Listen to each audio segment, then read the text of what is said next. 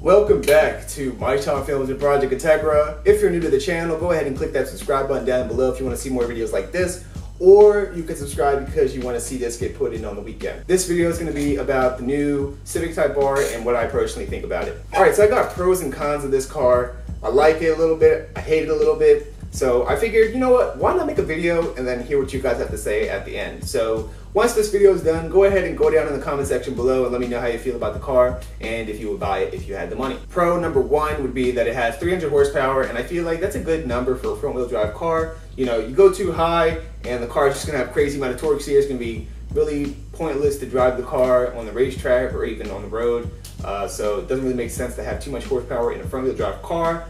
And I mean, it's not too low. You know, you figure the B18 C5 was around 195, 4-cylinder, not even turbo. So with a turbocharger, 300, it's a good number. It's not too low, not too high. So I feel like they did a good job in finding the right number for the car. Next thing would definitely have to be the potential for engine swaps in the future. So you have every single Honda engine that's out right now, the H, K, J, B, D, G, am I missing any? I don't know, probably.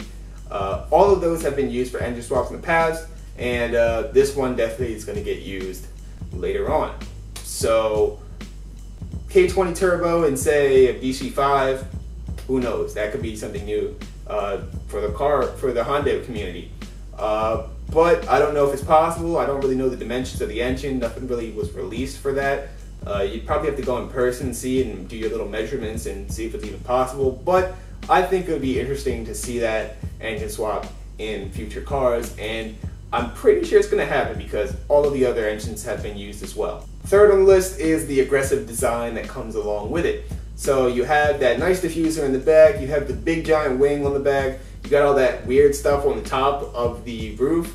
The front bumper looks kind of nice. The rear bumper I'm not really feeling though. I feel like they could have changed that a little bit. Now next up on my list, I actually didn't even write it down, but they actually are not using the little paddle shifter things. They're actually sticking with the gearbox. That's another thing that I really hate with new cars. I'm just glad that they didn't use paddle shifters because the gearbox is always going to be my favorite when it comes time to driving something that actually you can control. Paddle shifting I feel like is like a semi-automatic type of thing. It's not really manual, but that's just my personal opinion. So let me know how you guys feel down below, but that's just what I think. If you're gonna make, you know, a race car or whatever, just leave the gearbox there. And lastly, for the pro, I definitely have to say that the front wheel drive drivetrain definitely has to stay. If they went all-wheel drive, that would have lost me completely. I would have been just disgusted if they did all-wheel drive. And I'm sure they're gonna do all-wheel drive in the future because the rate that they're going, you know, they started out low horsepower, and as you go higher and higher, you're gonna have some problems with that drivetrain. So I feel like they're gonna switch to all-wheel drive eventually, and that's when I'm gonna just completely be uninterested in new cars. But I'm glad that they stayed front-wheel drive with this one because they're sticking true, like I said, to the brand from when they first started. All right, now we get to the cons, and some of you may have different opinions on this, so I figured I'd just give mine first, and then you let me know how you feel afterwards. So first up will be the turbocharger.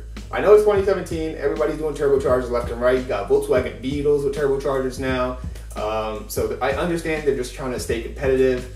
You know, you figure if you release a new car in 2017 and then you have some $20,000 car that produces way more horsepower with a turbocharger, obviously they're gonna buy the turbocharger. People like turbocharged cars. Who doesn't? I love turbocharged cars. But, you know, Honda started out with that naturally aspirated vibe, but then again, that was back then, and that was when, you know, everybody was kind of doing that. So times have changed, I understand that. Me personally, I think it would have been better if they stuck with the naturally aspirated engine. The next kind I have is the 4 doors. So 4 doors on a, you know, Type R or a race car, whatever you want to call it, it just doesn't look right. The FD2, however, is an exception. Love that car, but you know, I wasn't really feeling that. I would daily that car, but this new thing that they're doing, I don't think they're ever going to make a 2-door Type R ever again, aside from the NSX. That's the only exception. But I feel like from now on, I think there's only going to be the Civic and the NSX doing the Type R stuff. I'm pretty sure they're done with the Integra, done with the Accord. They're done with everything else. they're just going to stay at Civic and NSX, and I feel like they're just going to stay four-door for the rest of the time. And I'm not too happy about that because they're trying to, you know, appeal to the modern family or whatever, and nobody buys a Type R to drive around and get groceries. They drive the Type R because they want to go fast. They want to take it to the track, you know? That's the whole point of the Type R. If you want to drive around and, you know, go get groceries or have a nice little fun car that can go vroom vroom, you know, buy like the 1.5 turbo Civic hatchback. That'll do the job just fine right there. I mean, I feel like if they got like the Civic SI chassis, drop the K20C1 in there, put the Type R badges on there and all that other Type R stuff, put the wing on there, boom, Type R, you're golden, 300 horsepower, two-door, that's gonna sell like crazy. It's gonna sell very fast. But they decided to go with four-door, and we'll see how sales are in about a year.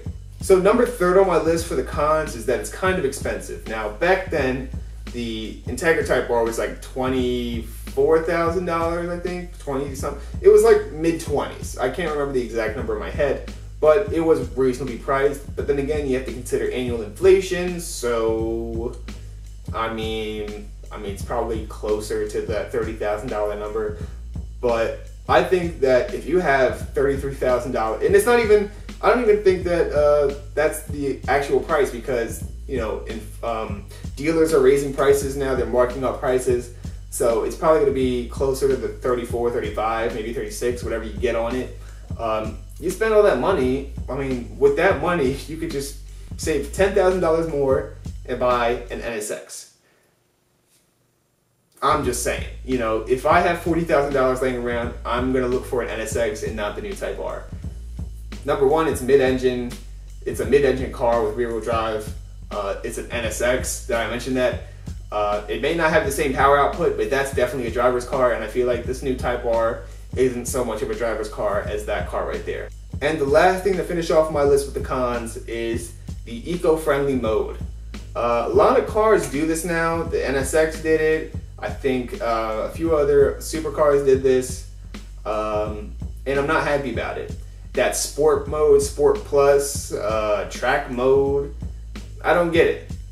I mean, if you buy a Type R, you're not gonna put it in sport mode and drive around town. That's the whole point of the VTEC engine. The VTEC engine was, you know, at lower RPMs, it's a regular car, but when you get into higher RPMs, it changes completely, and boom, you have like a race car. That was the whole concept of the, you know, VTEC engine when it first came out. So, I mean, if you buy a car with those modes, you know, what's the point of the VTEC engine? Just ditch the VTEC engine and go with something else. But then again, most cars nowadays have that variable valve timing, so, I mean, I understand why they would keep it, but if I'm gonna buy a Type R, I don't want modes. I just want one standard, flat out, raw car, because that's what it should be meant to be. So that's where I'm gonna end the video today. If you like this video, give it a thumbs up. Make sure you hit that subscribe button if you like this video, and if you wanna see that go in this weekend. I'm out of here because I gotta go to work. So I'll see you guys in the next one.